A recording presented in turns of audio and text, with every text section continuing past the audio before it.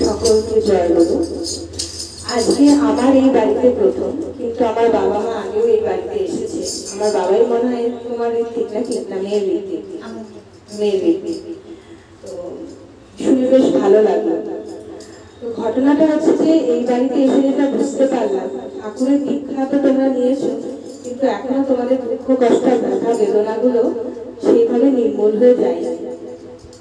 ঠাকুর যখন এই ধরাধামে এসেছিলেন, তাকেও অনেক দুঃখ কষ্ট ব্যথা বেদনার মধ্যে দিয়ে যেতে হয়েছে। ঠাকুর যখন মেডিকেল পড়তেন, ঠাকুর মানে খুব ভালো স্টুডেন্ট ছিলেন। তো ঠাকুর মেডিকেল পড়ার সময় তিনি যখন কলকাতায় থাকতেন, তিনি কোনো তেমন বড় ঘর বা তেমন কোনো ভালো জায়গায় থাকতে পারতেন। তাকে কয়লার গুদামে থাকতে হয়েছিল।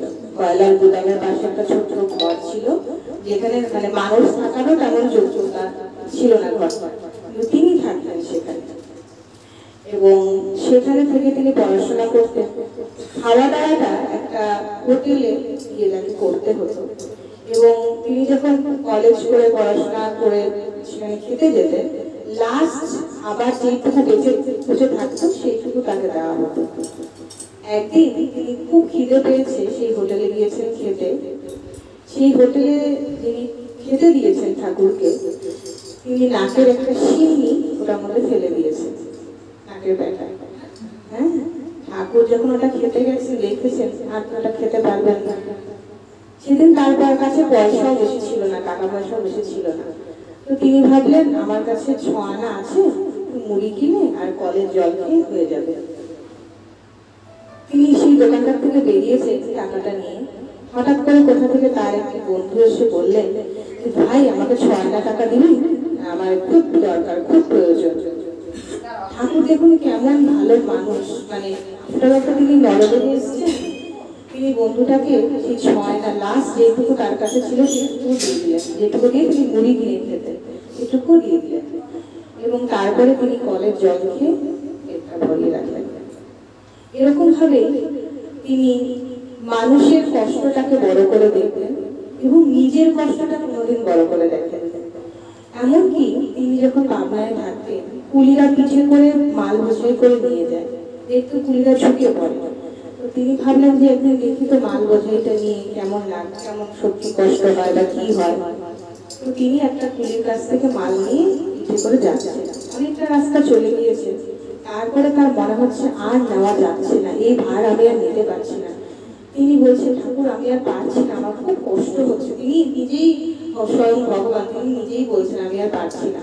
হঠাৎ করে তার মনে হলো যে তার বোঝাটা একটু হালকা করে ধরে দিয়েছে, এটা সময় মতো প্রভুই করেছে। এরকম ভাবে আরো অনেক ঘটনা আছে। যেমন তিনি যখন মেডিকেল পড়ার একটা পরীক্ষা, এখন যেমন নিট দিতে হয়, ওই পরীক্ষার যেদিন ফর্ম ফিল আপ করতে যাবেন, তার বাবা তাকে টাকা দিয়েছে। তিনি ফর্ম ফিল আপ করতে যাবেন, তখন গিয়ে দেখেন যে তার বন্ধু ফর্ম ফিল আপ করতে পারছে না টাকার অভাবে। তিনি বন্ধুকে সমস্ত টাকাটা দিয়ে বলে তুমি ফর্ম ফিল আপ করো, তুমি পরীক্ষাটা দাও।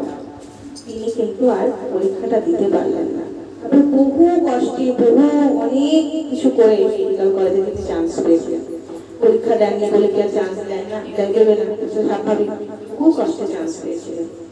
এরকম ভাবে শ্রী ঠাকুর অনুকূল চন্দ্র, তারপরে বড় মা, আমরা যে শ্রাবণ পরিক্রমা যার জন্ম মাস আমরা পালন করছি, তিনিও পর্যন্ত ওই 11 বছরের একটি মেয়ে যখন বিয়ে করে শ্বশুর বাড়ি এসেছিলেন, তাকে প্রচুর কষ্ট দুঃখ, শাশুড়ির গঞ্জনা, মানুষের কথা বার্তা, অনেক আঘাত প্রতিঘাতের মধ্যে দিয়ে তাকে যেতে হয়েছে। তো ঘটনাটা হচ্ছে, এগুলো কথা বলার একটাই উদ্দেশ্য, দুঃখ কষ্ট কারোর জীবনে কম, কারোর জীবনে বেশি। আর আজকে ঠাকুরের যে কটা কথা বললাম, ওরকম কিছু যদি আমাদের সাথে ঘটে, মানবতার প্রতি আমাদের বিশ্বাসই চলে যাবে যে এরকম মানুষ হয়। একটু খেতে এসেছি, নাকে সিঁড়ি দিয়ে দিচ্ছে, গোদাম ঘরে থাকতে হচ্ছে, কত কষ্ট, কালো হয়ে যাচ্ছি আমি, আমার এরকম কষ্ট, মানবতার প্রতি একটা বিশ্বাসই চলে যাবে। ঠাকুর কিন্তু তবুও মানুষকে ভালোবাসলেন, আপন করে নিলেন। তিনি বললেন মানুষ আপন টাকা পর, যত পারিস মানুষ ধর। ইভেন কি ঠাকুরকে আমরা মানুষরা বহু কষ্ট দিয়েছি, জেসাস ক্রাইস্টকে আমরা তো শুলেই জড়িয়ে দিয়েছি। কত কষ্ট পেয়েছেন ঠাকুর। শ্রী ঠাকুর অনুকূল চন্দ্রের যদি জীবনটা আমি বলতে শুরু করি শেষ হবে না। এরকম বহু কষ্ট পেয়েছে। তার নিজের বন্ধুরা তাকে পরীক্ষা করতে গিয়ে টকটকে টিকে হয় না প্রতি মানে যখন যেগুলোতে ধুলো দেয় টকটকে একদম লাল টকটকে আগুনওয়ালা টিকে, সেগুলো তার পায়ের মধ্যে দিয়ে দিতেন, ফুটিয়ে দিতেন দিন দেখার জন্য যে যখন তার সমাধি হয়েছে সে জীবিত আছে না মারা গেছে। তাহলে তার নিজের বন্ধুরা, ভাই সম বন্ধুরাও তাকে বহু কষ্ট দিয়েছে, তবুও তিনি মানবতার প্রতি বিশ্বাস হারাননি, মানুষের প্রতি বিশ্বাস হারাননি। যত কষ্ট দিয়েছে তত বেশি মানুষকে আপন করে নিয়েছে। এই যে রুবি আর কি তোমার বাড়িতে এলো ডিপি ওয়ার্কস করতে, এই ডিপি ওয়ার্কস এর কারণটা হচ্ছে তুমি তোমার দুঃখ কম ভেবে মানুষের দুঃখটাকে বড় করে দেখো, ঠিক আছে? এইটা যখন আমি করতে পারবো, আজকে ধরো আমার জীবনে প্রচুর দুঃখ, কিন্তু আমি আমার জীবনের দুঃখটাকে বাদ দিয়ে আমি ডিপি ওয়ার্কস করতে গেলাম আরেকজনের বাড়িতে, যে তার দুঃখটাকে আমি বড় করে দেখবো, তার দুঃখটা নির্মূল হয় সেটা চেষ্টা করবো, তখন ঠাকুর তোমায় দেখবে। একটা বাণী আছে, ভাবছো বসে চলবে কিসে, ভাববার তুমি কে, ভাববার যিনি ভাবছেন তিনি, ভাবো তুমি তাকে। ব্যাস এইটাই হচ্ছে ঠাকুর ধরার মূল। তুমি যদি এইটা করে ফেলতে পারো, আমি গ্যারান্টি দিয়ে বলে দিতে পারি তোমার দুঃখ একা একা কোথা দিয়ে নির্মূল হয়ে যাবে কেউ বলতে পারে। তুমি নিজেই অবাক হয়ে যাবে কিভাবে আমার সব দুঃখ কষ্ট সুখে পরিণত হলো, কারণ তুমি মানুষের দুঃখটাকে বড় করে দেখেছো, নিজের দুঃখকে, মানে ঠাকুরের কথা চলেছে। ঠাকুর যেটা করেছেন, তার দুঃখ আছে, তার 6 আনা পয়সা আছে, কিন্তু তবুও তিনি বন্ধুকে দিয়ে দিলেন। এটাই আমাদের মেইন সৎসঙ্গীদের করণীয়, যে আমরা মানুষের দুঃখকে বড় করে দেবো। তুমি ডিপি ওয়ার্কস করতে বেরিয়ে যাও, মানুষের বাড়ি বাড়ি পৌঁছে যাও, কোথায় দীক্ষিত মানুষের তার বাড়ি থেকে একটু চা খাও, একটু গল্প করো, যেটুকু তুমি ঠাকুর বিষয়ে জানো সত্যান্বেষণ করে গাড়ি গাড়ি করে সেইটুকুই বলার চেষ্টা করো।